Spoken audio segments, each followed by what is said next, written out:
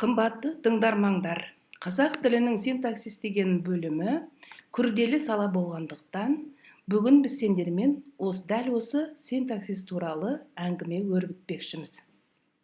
Қазақ тілінің бір саласы синтаксис десек, синтаксис грек тілінен алынған сөз болып, қазақша аударатын болсақ, құрау, құрастыру, ретке келтіру деген мағынаны білдіреді. Синтаксис сөйлем түрлерін, олардың құрылымын, неден жасалатынын және сөйлемді сазына келтіріп оқуды, айтуды және тыныс белгілерін қалай қою керектігін көрсететін бір үлкен сала. Синтаксисті жан-жақты меңгерген адам сауатты жазып, салауатты сөйлейтін болады. Қазақ тілінің синтаксисі үш салаға бөлінеді. Сөз тіркесі синтаксисі, жай сөйлем синтаксисі және құрмалас сөйлем синтаксисі болып. Бүгінгі әңгімеміз құрмалас сөйлем синтаксисі болмақ.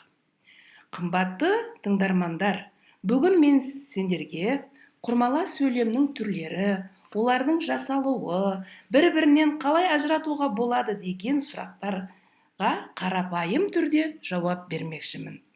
Бұл сендерге құрмалас сөйлемді оңай тәсілдермен тез меңгеріп алуларыңа көмектеседі деген ойдамын. Алдымен жай сөйлем мен құрмалас сөйлемді қалай ажыратамыз? Соған тоқталайық. Ол үшін біз сендерге мынандай бір үш сөйлемді талдап үйретейік. Далада ақ, сары, қызыл гүлдер өсіпті. Екінші сөйлеміміз: сыныпқа мұғалім және директор кірді. Бүгін күн біресе жылынды, біресе суынды деген үш сөйлемді алайық. Бұл үш сөйлемде де жалаң бір ғана ой берілген.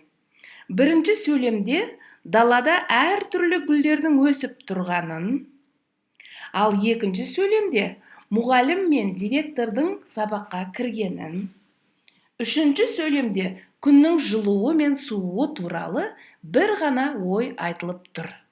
Сондықтан бұл сөйлемдер жай сөйлем екені сендерге мәлім. Енді осы жай сөйлемдерді құрмалас сөйлемге айналдырайық. Күн жылынып, далада ақ, сары, қызыл гүлдер өсіпті. Екінші сөйлем: сыныпқа мұғалім және директор кірді, бірақ оқушылар оларды байқамай қалды. Үшінші сөйлем: бүгін күн біресе жылынды, біресе суынды, бірақ қар жауған жоқ. Міне, бұл сөйлемдердің әр қайсында күрделі екі ой жатыр. Бірінші сөйлемде күннің жылынғанын және далада гүлдер өскенін білдіретін екі ой бар.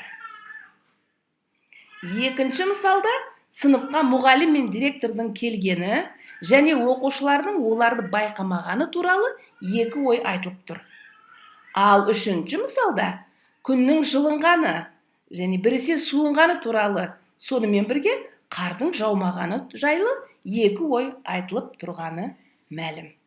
Осы мысалдардан біз мынадай қорытындыға келеміз.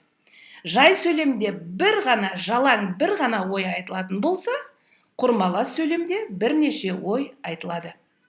Міне, балалар, сендермен бүгінгі әңгімеміз жай сөйлем және құрмалас сөйлем туралы болды. Және оларды бір-бірінен қалай ажыратамыз? Міне осы туралы біз сендермен әңгімелестік. Келесі кезеңдерде құрмалас сөйлемнің түрлері туралы тағы да әңгіме өрбітеміз. Назар қойып тыңдағандарыңыз үшін рахмет.